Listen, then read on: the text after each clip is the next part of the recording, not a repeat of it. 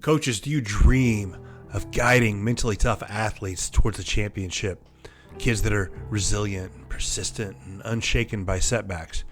Well, in today's world, those athletes aren't born. They have to be developed. Many athletes face significant challenges and risk burnout. So how do we foster that mental toughness without overwhelming them? Well, introducing the Ember to Inferno program, Building Mentally Tough Athletes. This series is designed specifically for coaches, offering a deep dive into your own journey of mental toughness and equipping you with practical tools to build confidence and belief in your athletes. Rather than just simply adding more adversity to their life, we focus on creating a strong foundation for mental resilience. You'll learn how to transform a spark of motivation into a blazing fire of toughness, using techniques that address challenges like social media pressures, athletic stress, and trauma. Don't just wish for mentally tough athletes, build them. Join the Ember to Inferno program today and ignite the potential in your athletes. For more information, contact me, Coach Toman, at Mental Metal Coaching. This is the Mental Metal Podcast, where we explore how to forge mental toughness and resilience in every aspect of life. Welcome, I'm your host, Coach Matt Toman. I'm an ICF certified professional coach with a background as a teacher, basketball coach, and athletic director. But my journey took a dramatic turn in 2020 when I survived both cancer and a stroke. Those experiences shaped my mission, help others grow stronger in every facet of life. Today, I work with athletes, coaches, educators, and anyone who believes that positive mental health is both achievable and a personal responsibility. This podcast is dedicated to helping listeners develop a positive version of toughness, one rooted in resilience, focus, and growth. Whether you're looking to excel on the field, in the classroom, or in life, this is your space to learn, grow, and take action. Join me on this journey, and together, let's forge your metal.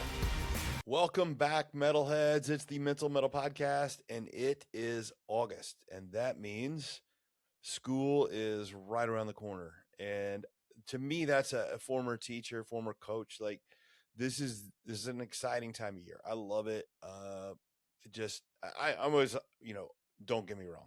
When I was teaching, you get done ready in May and you want to get out of there, but I was always ready to come back. There's just like, it's my favorite time of year for all teams, all sports. It is, high school sports is just this phenomenal thing, and everybody's undefeated. Everybody's got a year coming ahead, and it's just, there's so much hope, so much promise, and I love it. So it's a fun time of year. And to kind of kick off August, my guest today, it's not an accident. My guest today is Charlie Zimmerman. And Charlie is the principal at Metamora Township High School, and Metamora is well known in Illinois and in 3A area, that size of school, just being a very well respected academic and athletic school. And Charlie is one of the first principals in the area that brought me in to work with his staff. And then he brought me in to work with parents, and then he brought me in to work with coaches and athletes. And I've been working with Charlie and Metamora Township High School for probably about 3 years now, maybe a year off in between, but so around 4 years now. And it's not an accident, because Charlie, the principal who brought me, is bringing me in, and he's making these decisions. He's a former athlete and a former coach. And Charlie he played football. He was a quarterback at Metamora in high school, and then he went on at McKendree and played college football. And Charlie has had this, his upbringing in football and sports, you cannot get better. He played for Pat Ryan, who was on the show. Pat Ryan, just legendary coach at Metamora and now at Illinois. And then he also played for Carl Pelker at McKendree, who is a well-known, the late, great Carl Pelker, well-known. Like, if you could find two guys to have your son or your athlete play football for, those guys are at the top of the list. And So whenever I get to know Charlie, and I got to know him and just kind of enjoy being around him, talking to him, and then I find out that he's, played into those guys, it's not a surprise. And so Charlie's got this phenomenal perspective that very few people have, and that he's been the athlete, he's been the coach, but then now he's the principal, so he sees it from a different angle as an administrator. So he didn't just see what happens on Friday nights or at practice. He sees what's happening in the classroom, he in the hallways, in the coach's office, in the coach meetings, in the conversations with parents. And so he has this great perspective on the mental side of sports and why sports is important and why we should be challenging kids and doing these things. So in our conversation, there's a lot of things we talk about, some of his background and stuff, which is really cool. But there's kind of three things we're talking about. Uh, and it's that every school kind of needs to have, or you need to see as an idea. First of all, how do we intentionally build a culture instead of just hoping one develops? That's one. The second one, why schools should invest in the mental side of performance. That he brings me in on purpose to do this stuff, and we talk about why that's so important, rather than just seeing it as an afterthought. We know it's important, but he's not seeing it as an afterthought. He's seeing it as something that they can develop and invest in, which I agree. And then third, how do the coaches, parents, and administrators work together to prepare these kids, not just for sports, but for life? It's a great episode for a couple reasons. Charlie's just a well-spoken individual and has a great perspective, but also I love the episode because we're hearing from somebody who thinks like I do and believes what I do. Obviously, he's bringing me in to work with his team so much and his school so much, but he has a different perspective and kind of explains why this is so important and why schools should be doing this. So obviously he's the kind of guy I want to have on the show. So enjoy my interview with Charlie Zimmerman of Metamora Township High School. I'll catch you on the flip side, and we'll break down some of the ideas that I think that you should learn from and pick up on. Your athlete probably spends hours working on the specific skill set they need for their sport, and they probably spend hours in the weight room building their body. But how much time do they spend intentionally training their mind? Well, building mindset is the key to bridging the gap between the skills that we see and game execution. Well, Mental Metal Coaching provides individual programs that can help your athlete develop this third and crucial skill set. All right, welcome back to the Mental Metal Podcast. I'm your host, Coach Matt Toman, and I'm here with my guest today, Charlie Zimmerman. Charlie is the principal at Metamora Township High School. How you doing, Charlie? I'm doing good. It's summertime, so as an administrator, that always gives us different challenges. The construction projects are in full swing here at MTHS, hence the lovely relocation for me today for this conversation. I love it. People that haven't worked at a school and haven't seen what it looks like in the summertime, it's a different feel. It's like the classrooms are empty and the hallways are full. And yes. It's a weird thing because, doing all that cleaning and things like that. But a little bit, so this is going to be an interesting interview because Charlie, you paid enough attention to my podcast. Usually what I have on there is like I get coaches on. I've had some coaches that some of your coaches, and some that you've played for, right? So I have coaches on there. I have athletes on here. We talk about mental performance, things like that. I get like other authors and other people that do kind of what I do, and that's, I would say, typically that's the three interviews that I do. And there might be one or two that don't fit in that category. Well, sometimes, yeah, that's about it, right?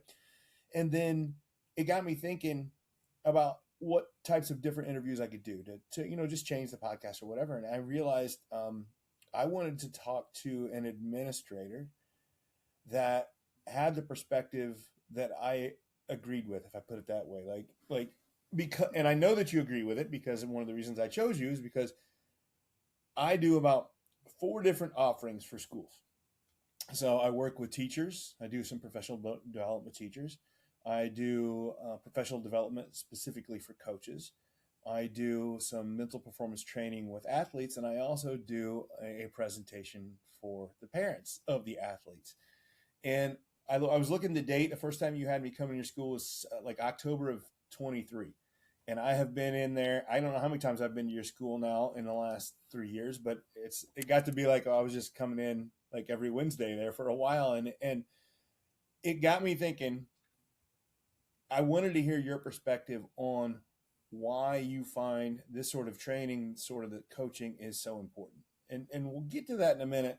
But first, let's talk about your background, and like how long you've been being an administrator, and some of your steps that got there, including some of your athletic endeavors, because this is, I would say, primarily an athletic based podcast.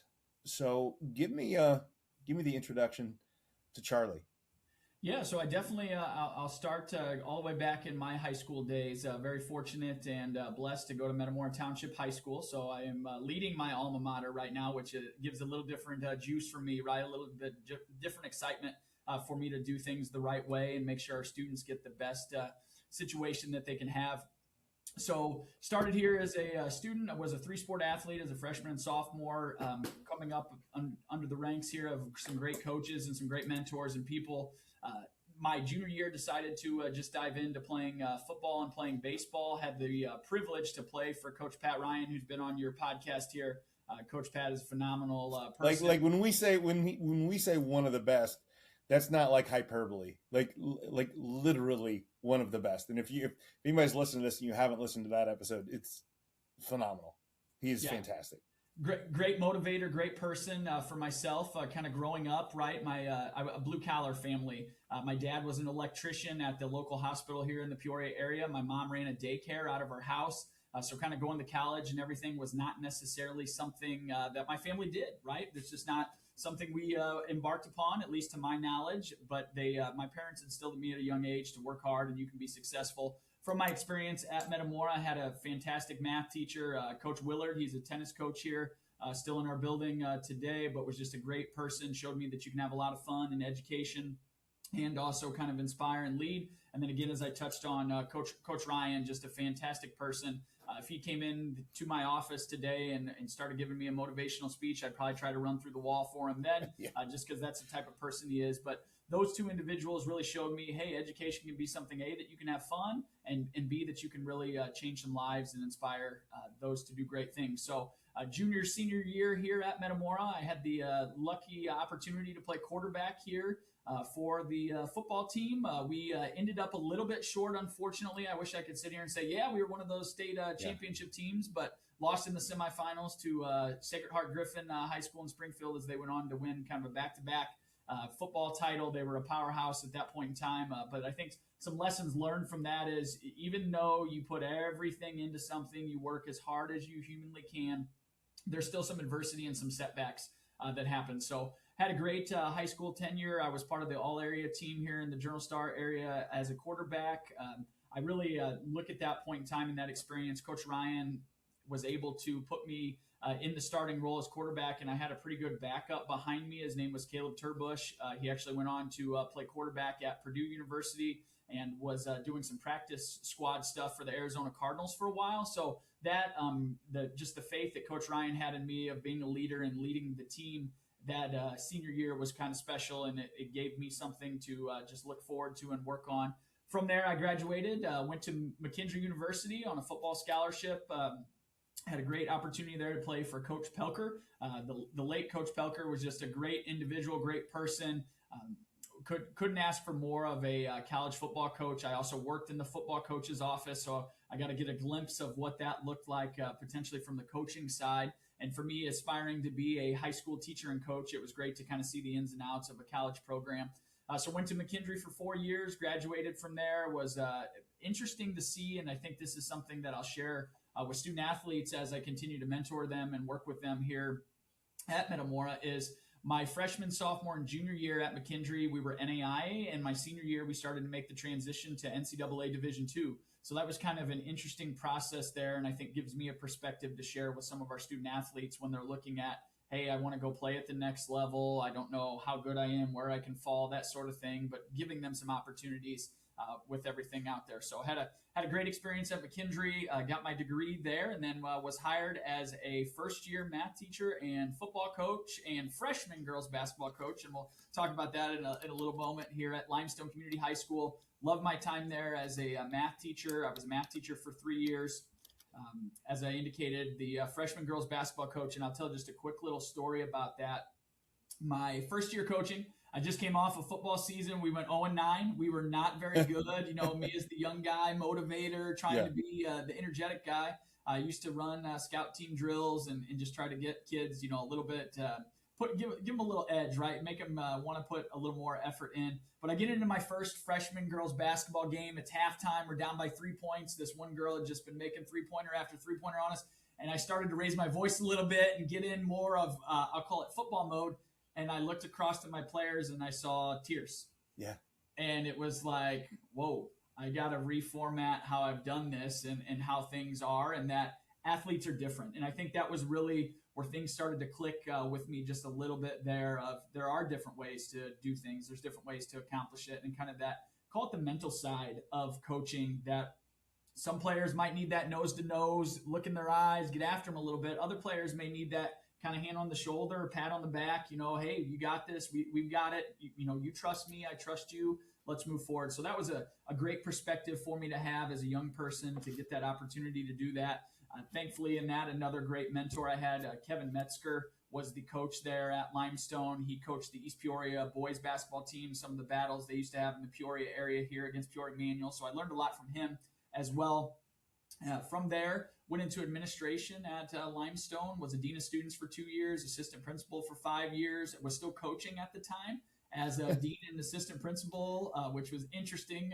Some of the late nights and all of the film breakdown and session work that had to be done at home was quite daunting at times. But then I transitioned to principal at Limestone High School for a year, and this now is going to be the start of my 5th year as principal at Metamora. And as I kind of shared earlier, just being back here, the community that raised me, where I grew up, and I share with our students every year. I come from the opposite side of the highway, I'll call it, right? I didn't have a lot growing up, but knew how to work hard and to be successful. And now here, as I'm reflecting on that, as starting my 5th year, it was after my first year here, I completed my doctorate in education. So kind of reached the pinnacle educationally for degrees and things like that. And so that's kind of the story of me and how I got to be where I am at. I definitely had a lot of great mentors through the process, but as I shared, some of them here at Metamora were very influential in making Charlie Zimmerman, so to speak. That's fantastic. So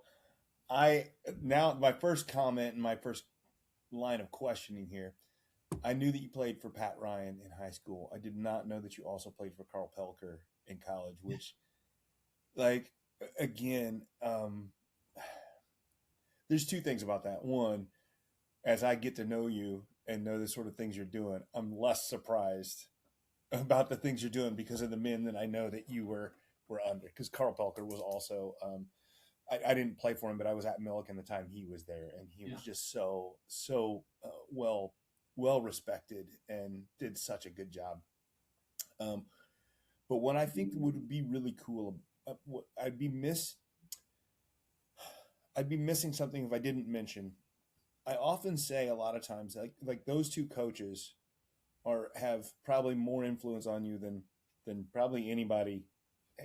I don't want to speak for you, but the amount of influence they have you is probably, it's hard to understate.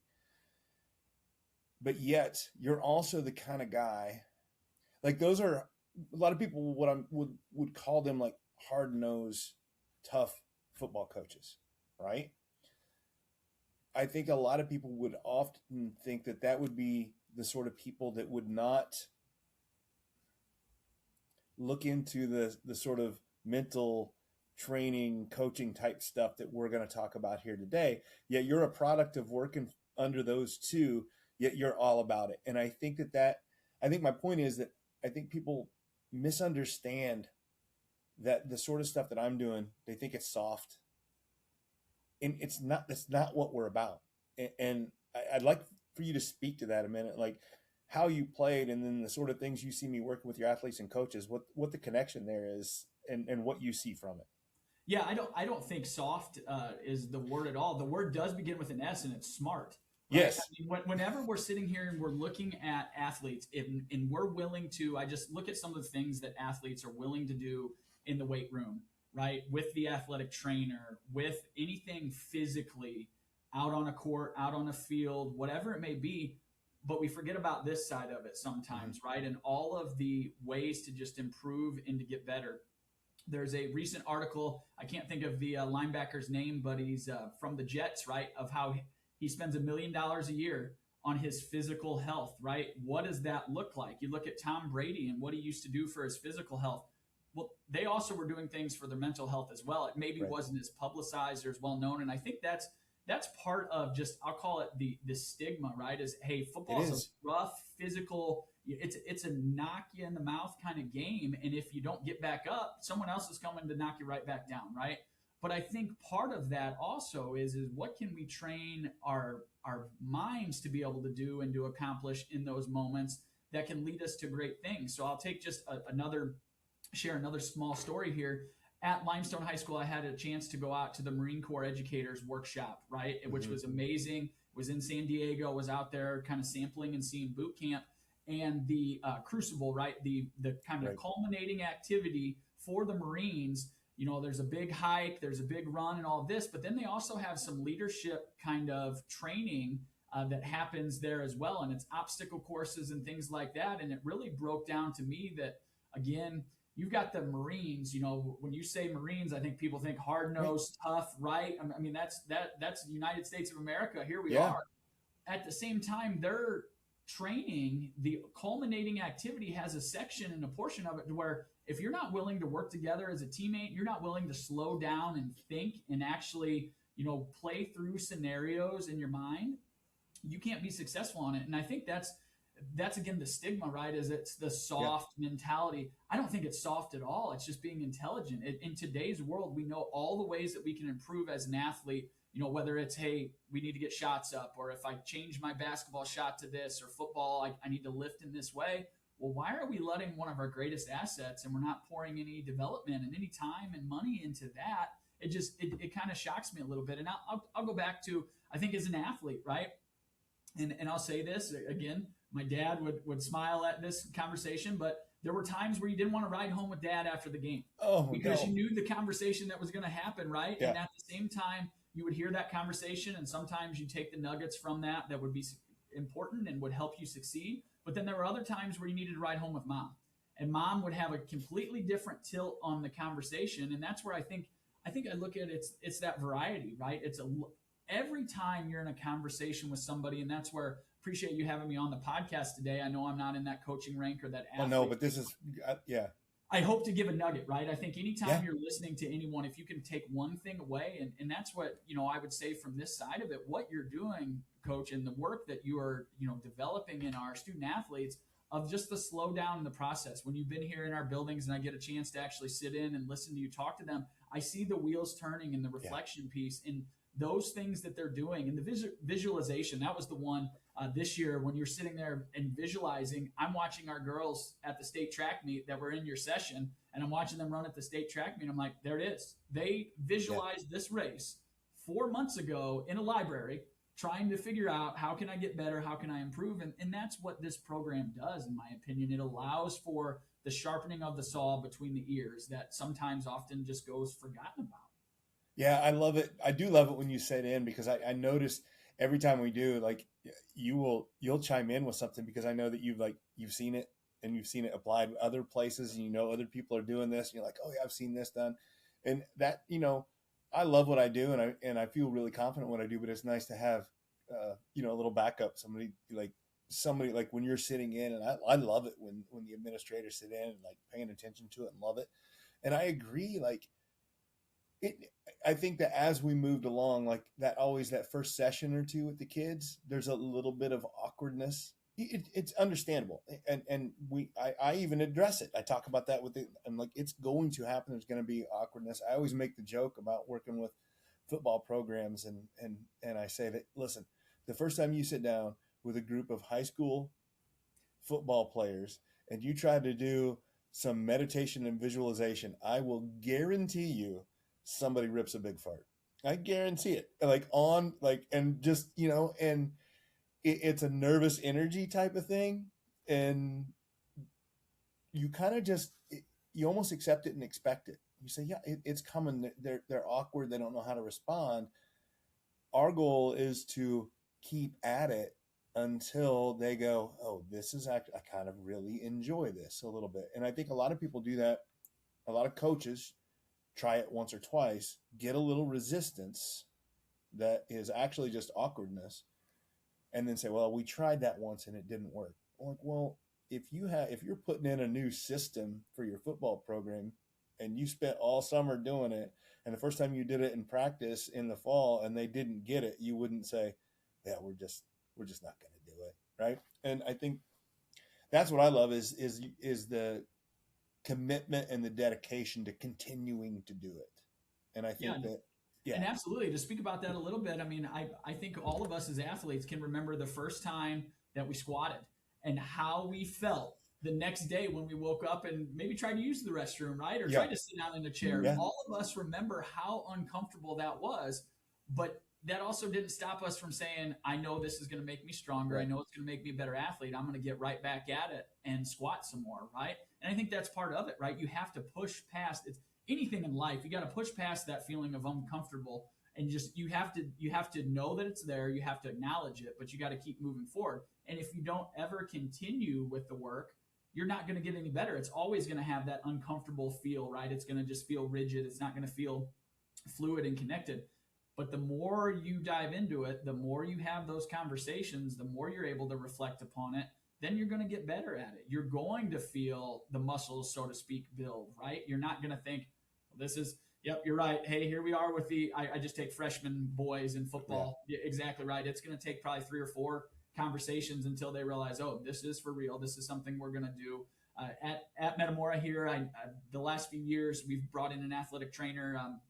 She's a fantastic young lady, but she started doing some ACL prevention things. And I still remember I walked through the gym the first day she was doing everything, and the guys are in there, and I can just hear there's a little bit of laughter and a little bit of this, and kids were kind of, halfway bought in. Where this year I go, and this is now the second year of the program, and everybody's excited to get to that part, and they're walking out of it going, man, you feel the way your hips feel and the way just the way your stability muscles and everything. And I'm listening to kids talk, and it's like, that's what it's all about, right? She now has built a culture that took something that, hey, this was a little uncomfortable, a little ha-ha, we're big linemen, strong guys. Why are we doing some duck walks, or why are we doing some balancing? But again, getting people to buy in, getting people to believe in the process. And now she's got, kids knowingly showing up ready to work for all of that. And I think that's the testament of what we do, I think, as educators. If we allow our student athletes to live in the feeling of being comfortable, what are we doing? I mean, that's part of who we should be, right? We want them to get out of their comfort zone. We want them to figure out who they are. We want them to try to reason and think and try to logically find out, what are they able to become? And I think if any of us went into education, I use this, whether you're in the classroom, you're on the field or whatever, and said, you know what, I'm going to go and just let kids be comfortable. Let them be comfortable. Let them be okay. And I'm going to call a career on that. I think every single one of us would look ourselves in the mirror and go, what are we doing? Why did we sign up for this? I think that the success is in when you see that light bulb moment, right? You see that kid that is maybe benching in the weight room and is struggling with 200 pounds, and then they get to ring the bell because they put 200 pounds up. That's what it's all about. We've got to work with our student athletes to get out of being comfortable. And I think that's a little bit wrong of your point of, hey, soft, right?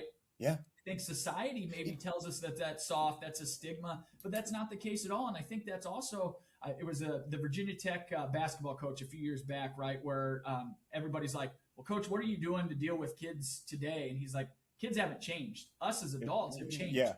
We've been the ones that have maybe relaxed expectations or have changed things that way. But are kids different today than they were when I was growing up? Absolutely. There is a difference there. It is. But what's allowed to happen becomes the expectations of what can happen versus allowing expectations to be pushed higher, allowing that bar to be raised for a student athlete. If you are a parent of an athlete, I want you to hear this. you are already your kid's most powerful mental performance coach. It's not me. It's not their strength coach. It's not their varsity coach. It's you.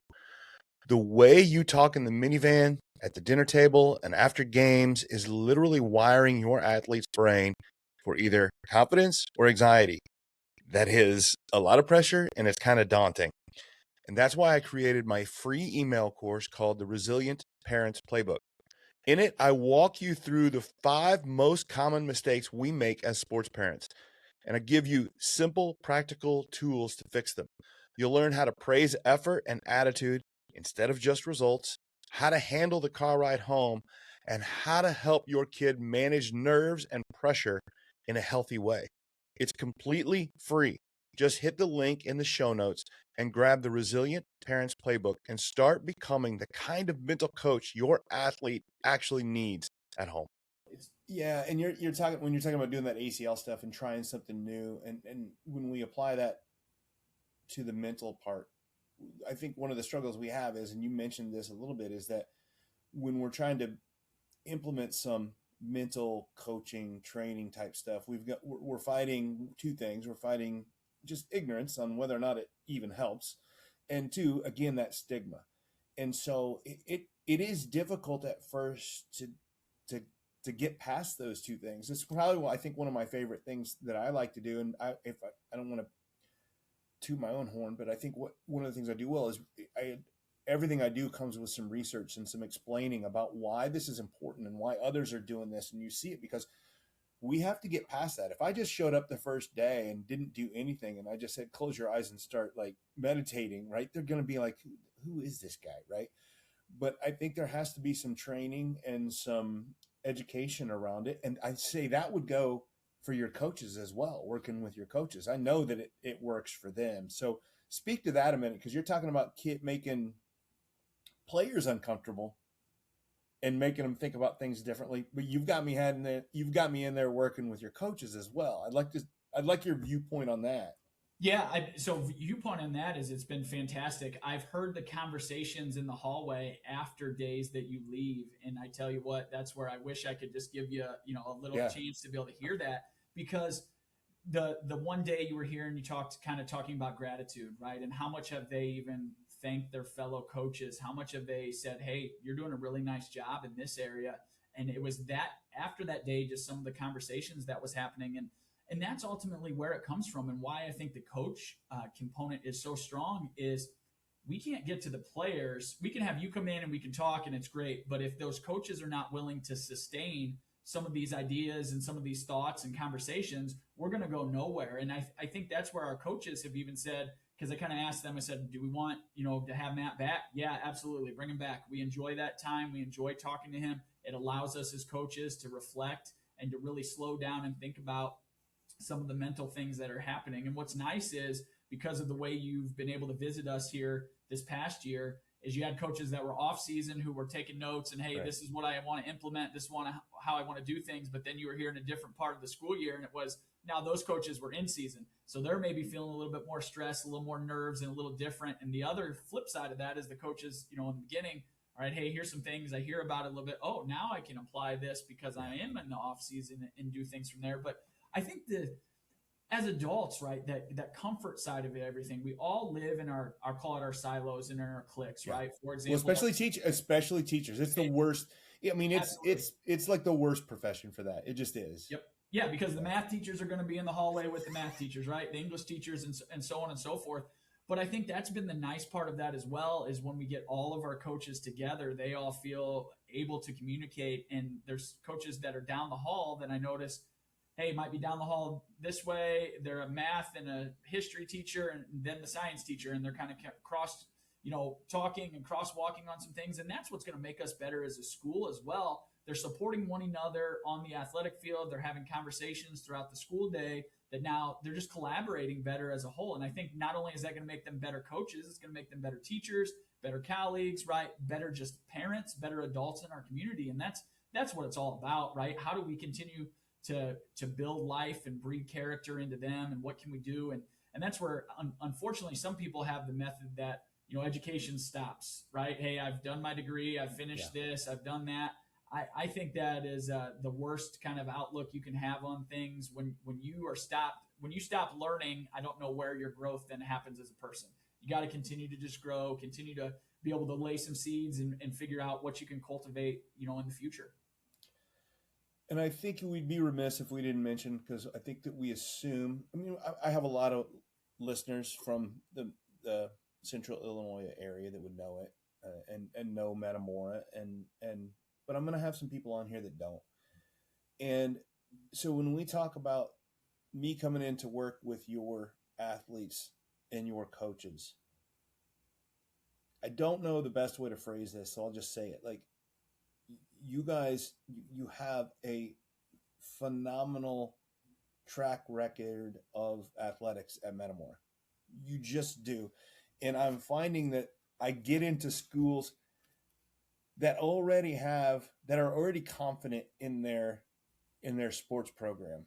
You guys didn't need me, but yet you bring me in anyway and enjoy it. And there's something to be said for that, about like programs that are already good are still looking for ways to get better. And I think that's a huge piece. I think that's because I think this mental training is kind of like the final frontier on how to, it's the leverage that you can gain, because everybody's lifting, everybody's doing this, and the mental training is kind of like that's how you can get ahead anymore. Yeah, absolutely. And I think that goes back to just who we are as a community, right? Who we are as individuals.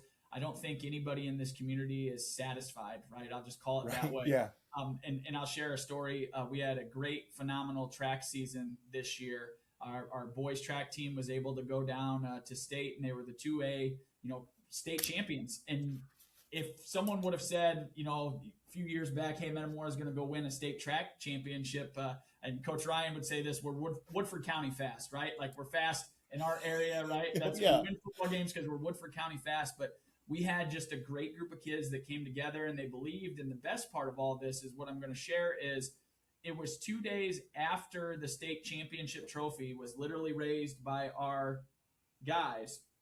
I was talking to our head track coach, and I'm talking to him. I said, well, hey, has it sunk in, coach? He goes, yeah, it's sunk in. And I'm talking to him. He's actually volunteers. Sheridan Ray's his name. He volunteers as a youth soccer coach here in our community. And my children played youth soccer. So I was at tryouts for that. And I was talking to him, and I said, well, it sinks in. He's like, yeah, it's kind of sunk in. He goes, but we got quite a few juniors, and we got some areas to maybe score some points. He goes, I don't know if we can repeat, but man, wouldn't it be really great if we could get down there and bring home another trophy, or at least have a shot at it? And it's like that's our community, right? I take Coach Ryan, every single game that he won, once that game was over, guess what? It was moving on to next week. It didn't matter whether he won a state championship. Yeah. He would kind of soak that in and absorb that. But guess what? It was now, well, what's the next season going to bring? How are we going to get better next year? What are we going to do to better ourselves? And I think that's where I would say our community just mindset is we're not satisfied, right? Whether one team is successful and does this, well, guess what? We want to know who the next team up is going to be, right? We want to know what 9-10-year-old kid in our community is seeing our kids run track or seeing our basketball team win a state championship a few years back that says, I'm going to be the next one at Metamora, right? And I take that, and I think I can say this, wholeheartedly. My brother was a few years older than me. He played on the 99 and 2000 state runner-up teams here at Metamora. So I went to a lot of games and watched, and it was guys that I remember watching, and I want to be that guy. I want to be better than they are. I want to be the team that is here pushing for success. Well, I saw that as a young kid, and I think that's what our community breeds is by having kids involved, by having a great community school atmosphere and a wonderful community. Kids see that, and they say, well, how am I going to be next? How am I going to contribute to the next great thing that's going to happen at the school, whether it's academically, athletically, right, culturally, whatever it may be? How am I going to fit myself into that program? And I think, to your point, it's that lack of complacency. We're not satisfied. We're never going to be okay with where we're at. Always want to get better. I have in my real office, not my summer office here, but I've got some numbers written down on the board. MTHS the past few years has done a really good job on our school report card side of things. We've been in the top 2.5 to 2.8% in the state of Illinois.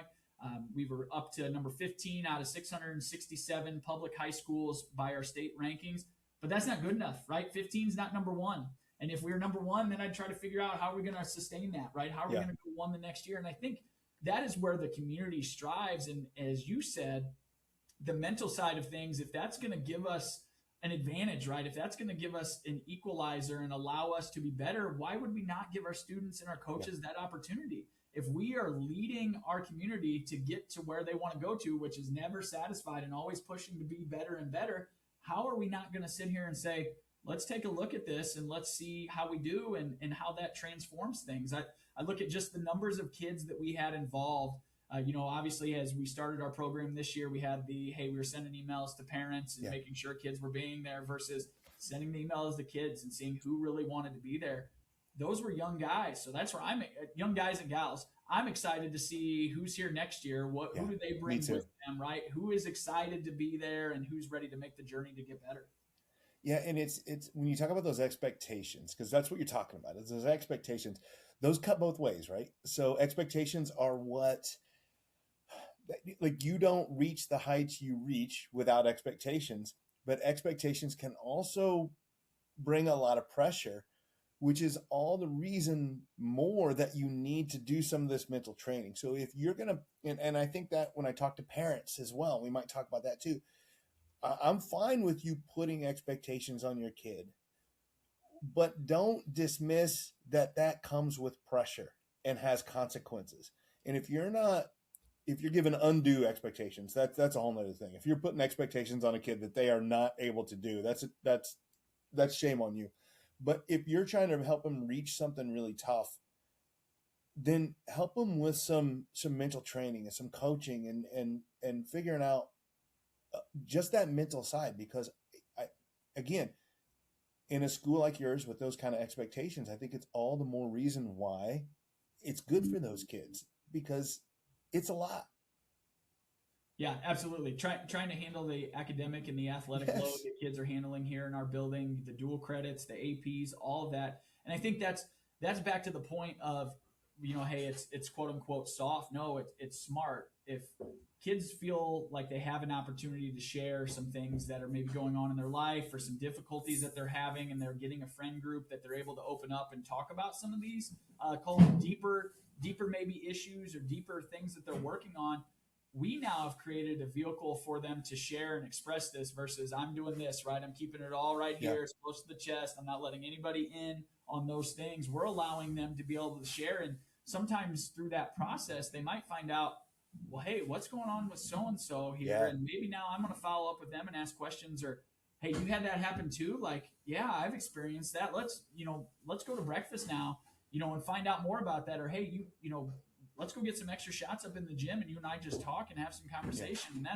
that's where, again, as you said, the expectations can be there, but now focusing on the mental side and allowing student athletes to be able to take a step back and reflect is allowing some of these conversations to happen, right? There's a lot of times that people maybe not open up about certain things, but if they can sit here and kind of look and go, wait, you had that too? Well, now we've got some common ground. Let's talk a little bit about this. Absolutely. Well, that's one of my favorite parts about group coaching and team coaching. I do a lot of individual coaching too, and it's good because we can get a little bit deeper with that individual. But there's something to be said for doing this sort of group coaching with your peers. And it's amazing to me how often people think I'm the only one who feels this, or I'm the only one who thinks like that. And what's really cool is they start thinking I'm some sort of magician, right? Like I'm reading their mind. And like, no, every single kid, every single coach, and every single teacher I work with has this embedded negative voice that beats them down, right?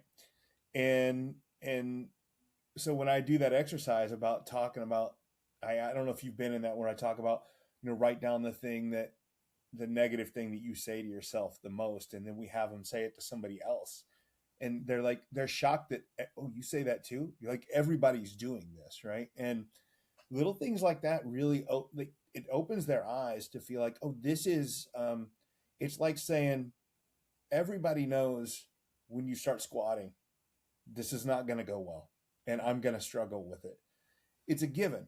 Now what we've done is create a thing where like, oh, everybody struggles with some negative voice and the way we talk to ourselves. It's a given and it's a struggle to get on it. And then it opens it up and then it becomes, as you said, a conversation they can have and it doesn't feel awkward.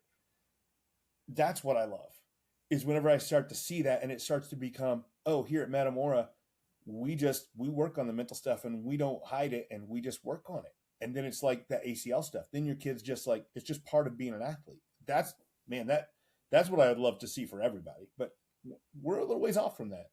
Yeah, for sure. And I think that's exactly right.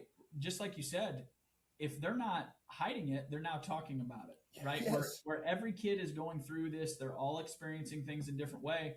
They're feeling a certain way, but they're just not maybe expressing or sharing that. And I'll take a step back and go back right at the elite level. Simone Biles withdrawing from the Olympics, if that did not wake all of us up to maybe look in the mirror and say, whoa, what do we need to do for our student athletes? I don't know what other sign could happen for any school leader out there, any coach, any administrator, anybody at the elite level, someone that has every tool in the toolbox, was pushed so hard and so far that they needed to take a step back because things weren't right in their life at that point in time. If we're not willing to have the conversations with our kids, it's just going to get bottled up inside. And then at some point in time, it's not going to be them reaching their peak performance. It's going to be them withdrawing from competitions, whatever it may be. We've got to have those conversations. Yeah. And it always makes me think about like when something like Simone Biles or some big athlete is struggling with mentally, and you will have, you will have the negative people over here on Facebook and everything saying, they say, oh, people aren't tough, whatever. I'm like, that person, I guarantee you that person that's typing that about back in my day and tough, like I would almost guarantee they've got some deep seated, serious mental issues that they're just avoiding, that they're not accepting, they're not trying to work on, and they think they're tough and what they are actually is miserable. And that's, yeah. And that's where I'll go back and talking about my dad, talking to my dad about playing football in high school. And he's like, oh, we used to go through Hell Week and we didn't have water breaks. And I said, that's stupid. That's just, I said, no, knowing what we know today, like that is a bad move. Why would you say we're not going to have water breaks? Like what? Yeah. I know at the time, hey, that was the stigma. Back to that stigma. Hey, we're going to be tough. We're going to do this. Well, we know the human body performs a lot better when it's hydrated versus not hydrated. That is scientific fact. More injuries. You're going to get kids more injured. Like it. Exactly. There's scientific facts behind that. No different than we know that, and you shared some of these in the data points, and that's where I appreciate you coming with the data and backing that up is, hey, when we start looking at some of the mental side of athletics, right, here's where the performance indicators show us how much better we can get, how much better you can achieve. Well, again, you're presenting scientific facts, you're presenting data. It's whole back to the whole water at Hell Week. That we all know that was a bad idea. So here you're giving ideas of how we can get better and what we can do. Well, let's be intelligent. Let's be smart about this and move forward. You can be tough and still be aware. In fact, I think it's a lot tougher if you are aware of your struggles and what you need to work on. I think it's better. So let's take a moment here. We're a couple smart guys, and we've done some things. You helped me because you had me come in and work with your parents as well, and I do that. And that's a struggle for me because we can't. Your kids, we can kind of make them be there. Your players can be there. Your coaches, you can make them be there. Your teachers, you can be there, but we can't make the parents be there, right? And I feel like that they are like, if we're looking at a good athlete. I'm looking at it like a three-legged stool, right? You got the athlete, you got the coach, and you got the parent. And they all, to make that athlete stand up, we need all three. And they're such an integral part of the mental health of an athlete. I don't know where it's a struggle, right? Yeah. To help them. Yeah. Yeah. I think where you're going is I think if we look at any parent and I'm going to choose baseball right now as an example. I was at Dick's Sporting Goods walking through. My daughter plays softball. She was talking about softball bats, and I started looking at the price of these bats, and I was like, "Wow!" I was like, "Hey, we're gonna go to Walmart. We're gonna get you, we're gonna get you a bat, but it's not coming here from Dick's." But I think every parent is so willing to, "Hey, I'll get you the new glove, right? I'll get you the new bat, whatever gear you need." But then sometimes taking the time to slow down and listen to, hey, here's some other things you can do that can improve your child's performance, right? It can make your child better athlete, can make them better academically, it can make them just better feeling social, emotionally, school wise, whatever it may be. And I think that's, again, with parents, that's the uncomfortable side, right? We want to see our children. I'm a father of 4, so I think I say this, I think I've got the street creds now that I didn't have when I was coaching at a younger age. But like every parent wants to see their child be successful. They want to see them succeed. They also don't want to see them have to go through many struggles, right? And I think that's where, society a little bit has changed I'll call it, we went to the helicopter parent, trying to always be there. They now call it sometimes the snowplow parent. They're getting in the way and just trying to remove all roadblocks and all signs of adversity. But that's where I question some of those parents. Have they sat down and asked their student athlete some of the questions that you challenge our parents to ask them? Or as you're asking the parents, hey, have you had this conversation? Have you thought about this? I think as parents, we just get caught up in the performance side of it, right? Of here's where we're at versus what goes into that performance. I know several parents that drive their kids all over the place, right, to go to the next training and coach and things like this. But what are they doing to maybe slow down and just have that conversation and that dialogue, with their student athlete? I go back to the ride home with mom or dad. Yep.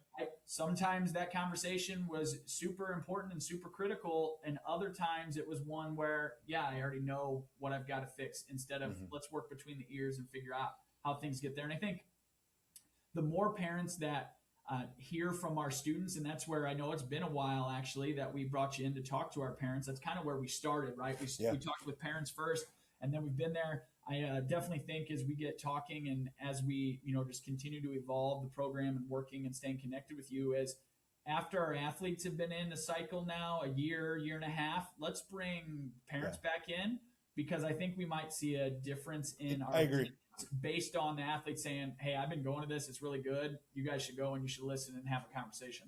I agree. I think one of the things, something that you said there, is about a parent wanting their kid to be successful. And I agree. I mean, I got 2 kids too. I get it. I think one of the most important things a parent can do is change your definition of success. If success means like wins and losses, let's just boil it down to there. If success just means wins and losses, you're going to have some issues. There's going to be heartache. There's going to be some struggles on the mental side.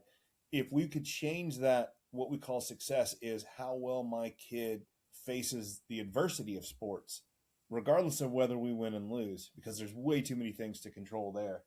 But if we can just say, I just want to see my kid be successful at handling the hard stuff, which means we don't remove the hard stuff, but just say, I just want to see them be successful at facing the adversity. I think that would change a whole lot for everything, because you can still hold them accountable. And that's what we're talking about. We can still have expectations. You're like, man, you had a really rough day today. You saw some really hard adversity and you kind of folded. We need to get better at that. Because the problem is sometimes we face that adversity, we don't do what we should, and we still get the win, and we praise the win. And then the opposite happens sometimes. Like, we face that adversity, it's really hard, we give our best, and we still lose, and then everybody's sad. And we're teaching the wrong lessons, because that's not what it's about. And you're 100% correct on that. I think, and this is where the adversity side of it and how you handle adversity, let's face it, all of our kids, we pour a lot of time and effort into them. And I think a lot of parents' goals, and I think a lot of kids' goals, is to play at the next level. And whatever the next level may be, right? Is it college? Is it them going to play professionally? Whatever it may be. But what it comes down to, and I think you know this, and a lot of your listeners know this, that work with former student athletes, is when you're working with a student athlete, someone that has some verse, right, has done it, has had their back against the wall, you know that's going to be a great team experience. Mm-hmm. You know that person's willing to put everything forward to move in a positive direction. And it's all about that handling adversity. How am I as a coach, right? How am I as a school leader teaching our student athletes how to roll with the adversity and become better people? That's all we ask for, right? At the end of the day, our student athletes handle that adversity, and when they're a father someday and hit a wall, right? When they're, a brother and something bad happens in their life, whatever we have done to lead them in the direction of dealing with handling adversity and handling it correctly and in the right way, that's only going to allow them to be better in that situation for their loved ones, right? No matter what the situation is, it's the whole, if you get knocked down 9 times, get up 10. Mm-hmm. Find a way to get up that 10th time. And I think that's part of what athletics does for all of us, is we handle adversity and we figure out how to handle it the right way. And then when we have bad things happen in our life, you've been there before, not you know what, I'm just going to pack my tent in and I'm going to go and this is what's going to happen. No, you're willing to say, all right, it's time. Like, it's time to buck up. I know how to handle this. I've had this experience before. And that's where the adversity piece of it, I think, is key, is how do we handle adversity? What are we teaching our student athletes to do better the next time when they handle adversity? And that's what it is. It's the game, but the game is life now. And it's, you had something that was bad happen. What are you going to do the next time to get better? Or what are you going to do to improve the situation for everyone around you? And that's what it is. I agree. And that's why it's so important for kids to stay in sports. Because if you're just like, hey, this is really hard, and we turn this is really hard into I'm not enjoying it anymore, and then we quit the sport, and you're missing a golden opportunity, because it is like sports is still the place where culturally and in our society that it's still okay to fail. Like, it still exists. Failure still exists, and we need that so much. And just like having to face that adversity, the chance of failure and how to deal with it. And I think when kids don't have that, they struggle later. And the more that you learn to deal with it, again, I don't care if you win or lose. I don't. And you would speak to that, because every time I come into a place, I never say, hey, I'm going to make your pro. We're going to get more wins because of this, because I'm not doing that, because I don't care. I don't want to say I don't care about that, but it's a byproduct of it. And that's for sure. Yeah. And just to hit on what you said there, enjoyment, right? I mean, like, we all started playing some of these games because we love them. We love being out, and I'll take time playing Little League and baseball and everything like that, right? Like, I love being behind the plate, putting the catcher's gear on, right, talking and playing the game. And I think as we continue to get older, right, that at times you got to stay true to yourself, and you got to take a little step back and say, why am I doing this? And like you said, it's the adversity hits, and hey, I'm not any good anymore. And well, if the enjoyment's out of it for you, then that's a different story. But go find something that you're passionate about. Find something you enjoy. And that's where I think as we get older and become, call it functioning adults versus student athletes, you might have to find a different way to kind of fulfill your passions. You might have to find something else that you enjoy.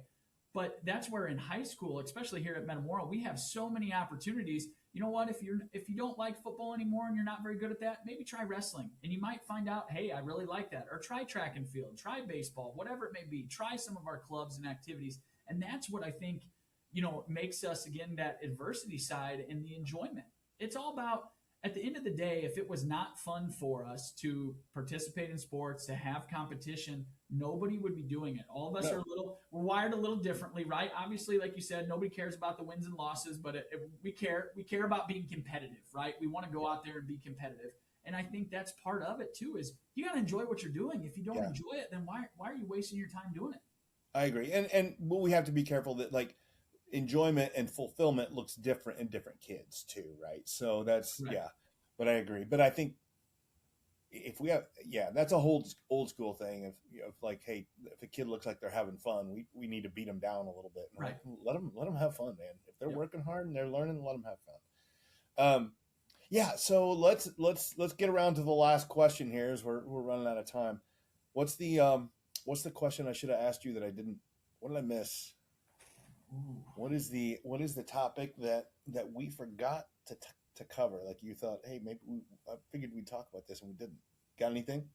I can't think of anything off the top of my head. I think, and this would be interesting for both of us, again, as you kind of said, as educated people to explore, but I would be willing to look at just some data points of successful, and that's a bad word, so I want to back up there. Not Yeah. successful, but I would like to look at some data points of student athlete engagement and how they feel fulfilled in their adult life, right? And handling some of that adversity. It probably exists, right? Yeah, I'm sure there's something out there. There's got to be some study, but that's where, like, I just look at it. When you take adults across the board, I'd be curious to know, and I say this because I was just at the NFHS conference in Salt Lake City, Utah, as a member of the IHSA, and was there and just talking to some people and everything, and just sharing stories and hearing excitement, hearing joy in people's stories based on their time as a high school athlete, right? Or a college athlete.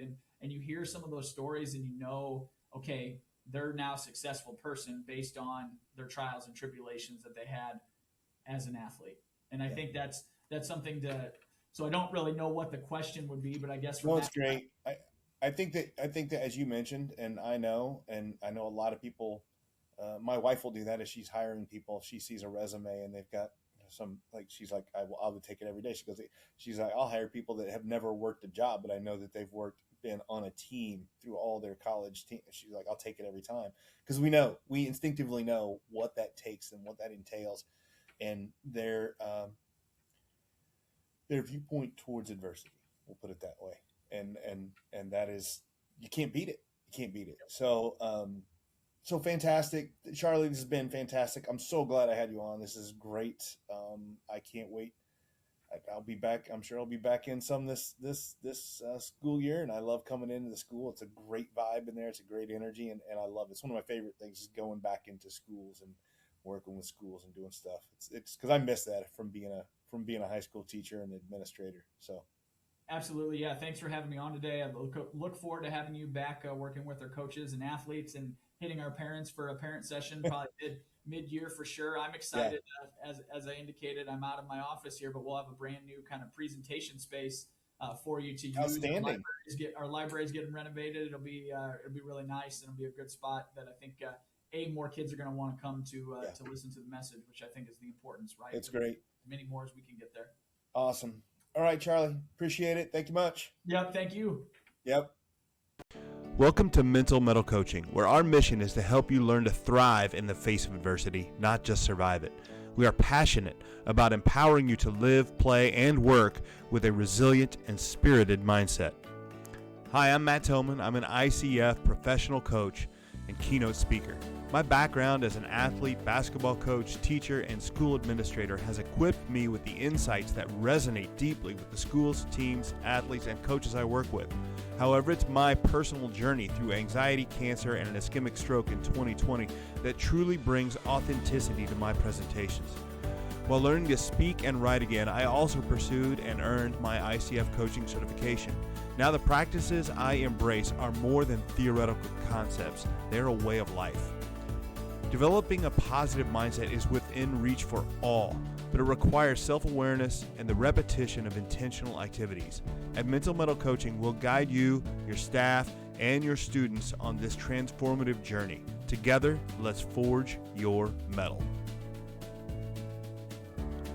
All right, so great interview. Let's break down some of the things. First of all, the idea of building a culture on purpose. Now, let's say something really, really clear.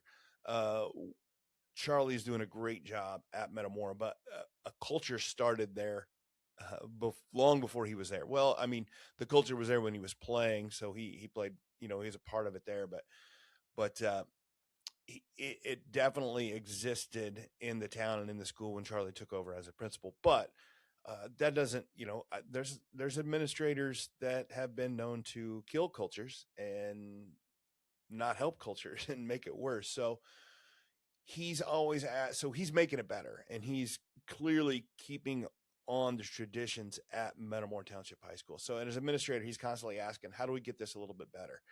And how do we it's good, but how do we keep making it better? What do we need to do on purpose? And that applies to the coaches, the teachers, the athletes, the parents, all those. So that's the challenge is like, if you're the coach, what are you intentionally teaching other than just your sport? How are you making the culture better? And don't just say by winning, because winning is such a secondary thing. How are you making the culture better? If you're the athletic director, what systems are you putting in place to build a culture across your programs? I think that's a great question for athletic directors. Charlie's not the athletic director, but he works with them in conjunction. I think that athletic directors need to be thinking about this and looking about this. I'm having the opportunity to coming up in September at the IESA, which is the athletic director organization for junior high schools in Illinois. I'm the keynote speaker there, talking just about this and how athletic directors can bring this sort of stuff into their school. I'm really excited about that. And if you're the principal, like, how are you creating opportunities for the coaches to grow together? How do you giving them that professional development for their that's going to help that culture? And Charlie's bringing me in to do that Ember to Inferno program with the coaches there. It's just a great system, and they're really enjoying it, because you don't just build culture by throwing slogans on t-shirts. It's repeated actions, conversations, expectations, and it's very, very intentional. One of my favorite quotes from Charlie there is when I was talking about how some people think that they either think that the mental toughness thing and some of the thoughts. First of all, they think that maybe mental toughness is something you either have or you don't. And then I always feel like anytime I'm talking about this positive psychology stuff and getting in tune with your mental side and getting in tune with your body, it seems, I don't know, it's sometimes some tough, quote unquote, as I talk about, tough individuals and coaches find this soft and kind of silly. And Charlie's comment there that mental training stuff isn't soft or silly, it's smart. And he, we talk about how schools spend thousands of dollars on weight rooms, strength coaches, facilities, technology, these stuffs to check how fast kids are running and jumping and doing all these things. But how much are we actually spending on helping kids handle the pressure, the adversity, confidence, the failure? And that's why Charlie has made this mental performance piece part of the culture at Metamora. It's not because they're struggling. He's not bringing it in because, oh, we're struggling and our kids are mentally weak and they need it. No, it's because he wants to build on the success they're already having. And he's quite honestly trying to get an edge, trying to get ahead of the competition. How do we do this the best? So that's a thought. It doesn't matter who you are here as if you're an administrator, a coach, a player, parent, whatever. What are we doing to intentionally train the mind? Is it anywhere close to the intentionality that we're putting forward whenever we train the body? And it's probably not. I've always found that, working on those game skills, working on those physical skills, getting in the weight room, getting in the gym, getting on the field, practicing things like that. We spend a lot of time, effort, and money on that, but very, very little on the mental side. And we would all agree that kids struggle with the mental side. Coaches all believe that. So you have to intentionally do this. And then the third breakdown, I really love the idea that everyone owns the culture. The one thing I appreciated about Charlie is that he never talks about his athletes as in isolation. And he talks about the parents, the coaches, the administrators. He understands that everybody's working together, and I've seen that when I work with his coaches. They work really well together. And if you've coached before, you've been in different places and been an athlete, a parent, you know that not all coaches work together. And I see that in this group, that they really work together. And he understands that, this is what's best for the athletes, because athletics and the athlete themselves don't exist in a vacuum, right? The more they hear a consistent message from a coach, a player, and a parent, because I go in and I talk to everybody on that front, on this mental stuff. I go in and work with the players, the coaches. I've worked with the staff, and I've worked with and I'm going in and talk to the parents again this year, right? Everybody, and we're adding it together. And what that does is we're giving this consistent message, and it's the good news is the consistent message I'm giving is, yeah, this is how we be our best athletically, but the way we try to be our best athletically is how we try to be our best in life. And those two are the same. And the more that you practice to be your best athletically, the more you're better prepared for the rigors and the adversity and things that come from life. So it's just a great situation they're creating. I'm really excited to be a part of it. There's several schools around the area that I work with, and I love all the schools that I go in and work with because they bring me in and they understand what I'm trying to do, and it's really great. So the challenge is, for your listeners, especially if you're an administrator listening to this, or a coach, is just kind of be thinking about this. Is like,